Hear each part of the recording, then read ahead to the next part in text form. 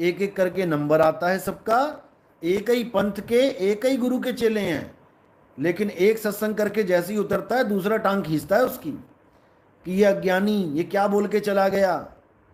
फिर वो उतरता है तो उसकी टांग फिर तीसरा खींचता है कि ये महाज्ञानी ये क्या बोल के चला गया। जाके देखो एक बार, तब समझ में आएगा कि कबीर साहब ने पहले ही क्यों ग्रंथों में ये सब बोल दिया था। सारा खुलासा कर रखा उन्होंने भविष्य का कि क्या क्या होगा इस पंथ में। तब क्या बोला कि जब ये सब मिलावट हो जाएगी इस पंथ में, दुनिया भर की मिलावट, तब बोला कि चौथी गद्दी होई अवतारा और डंका बाजी सब संसारा, हम ही उनके सिर बैठ बे आई और वासे पार कोई नहीं पाई। अगर मदन पंथ में सही ज्ञान चल रहा होता तो फिर चौथी गद्दी में आने का मतलब ही क्या है, फिर क्या जरूरत पड़ गई। फिर क्यों कबीर सागर में लिखा है, अब सारे गुरु अगर ठीक हैं कबीर पंथ के और कबीर सागर लिखने वाला पंथ भी जो है वो ठीक है, तो क्यों लिखा है 13वें पंथ हम ही चले आए, सब पंथ मेट के एक पंथ चलाएं। अगर तुम लोग ठीक चल रहे हो तो 13वें पंथ में आने की क्या जरूरत है उनको।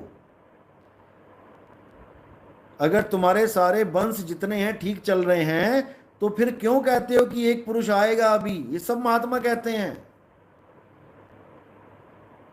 नागौर में कुर्ची गांव में एक महात्मा थे वंश 42 के, उन्होंने तो अपना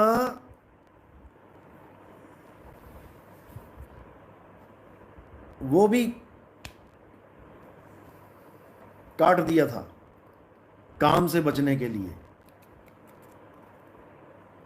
गांव है कुर्ची, आप जाओ कुर्ची में, आप वहां पे आश्रम बना हुआ है और वहां के लोगों से पूछो कि वो महात्मा क्या कहते थे। ऐसा महात्मा मैंने जीवन में नहीं देखा जो अपने ही चेले को शरेआम कहता था। अपने ही चेलों को कहता था, भाई तुम सत्संगी तो बन गए हो, तुमने नाम भी हमसे ले लिया है, लेकिन तुम्हारी मुक्ति नहीं होगी, मुक्ति देने वाला इसी गांव में आएगा। ये बोला वहां पे उन्होंने,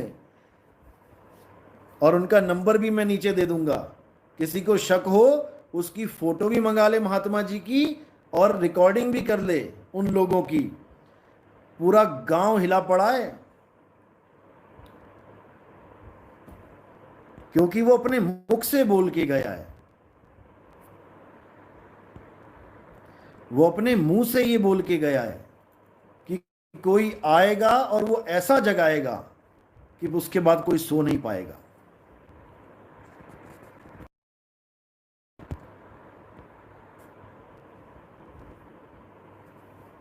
तो भाई कोई ये ना सोचे कि ये अभी हो रहा है, ये सब पहले से निर्धारित है, हर चीज पहले से निर्धारित है, लेकिन हम नहीं समझ पाते। हम समझते हैं कि सब एक से ही हैं।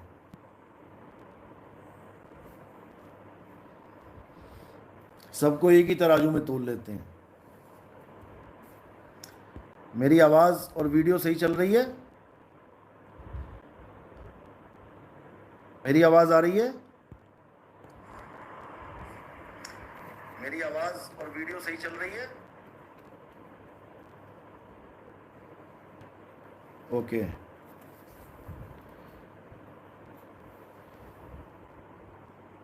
तो राजस्थान में कुर्ची में उस महात्मा ने अपने सैकड़ों चेलों के आगे बिल्कुल शरेआम बोल दिया कि हमारे पंथ में आकर हमारे गुरुओं से भी नाम लेके, हमसे भी नाम लेके आपकी मुक्ति नहीं होगी। मेरी आवाज और वीडियो सही चल रही है? मुक्ति नहीं होगी।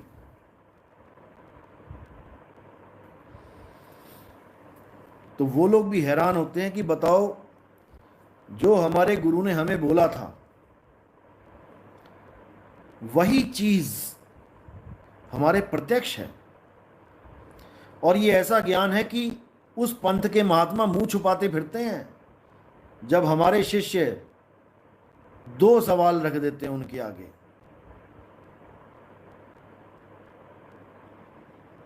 उनके पास जवाब नहीं होता, और क्या कहते फिरते हैं वो लोग कि नितिन दास आया हुआ है गांव में, बाहर मत निकलना, जादू कर देगा तुम्हारे ऊपर।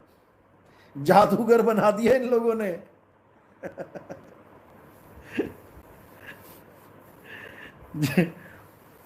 जादूगर बाबा बना दिया इन लोगों ने कि बाहर मत निकलना, अगर उसने देख लिया तो उसकी आंखों में इतना नशा है कि तुम हिप्नोटाइज हो जाओगे। गजब के बाबा लोग हैं ये नहीं कह रहे हैं कि जाओ ज्ञान चर्चा करो, हमसे क्या सीखा है वहां पर रखो और नितिन दास को हमारा शिष्य बना के लेके आओ। ऐसा कोई गुरु नहीं कह रहा।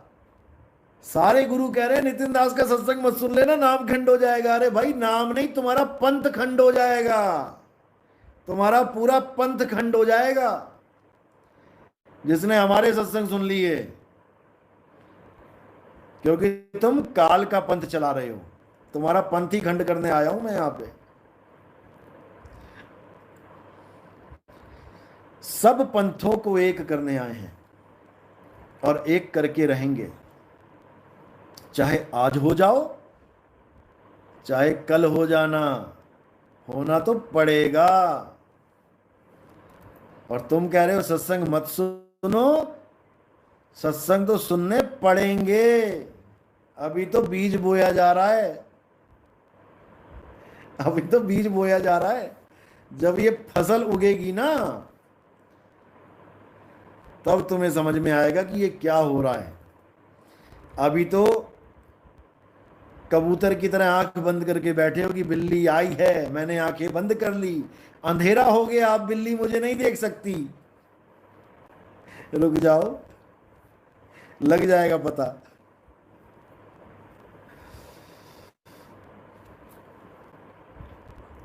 चलो कोई बात नहीं, सबको परमात्मा मौका देता है।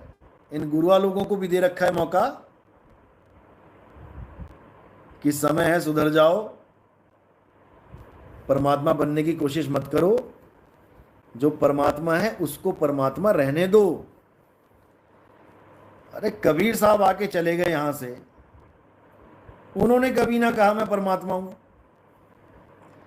वो अपने आप को क्या क्या बोल के चले गए, कबीर कुकर राम का मोतिया मेरा नाव, और गले प्रेम की जेवड़ी जित खींचो तित जाऊं। उन्होंने कुकर तक बोल लिया अपने आप को। और आज तुम किसी गुरु को कुकर कह दो तो प्रेशर कुकर बन जाएगा उसके अंदर।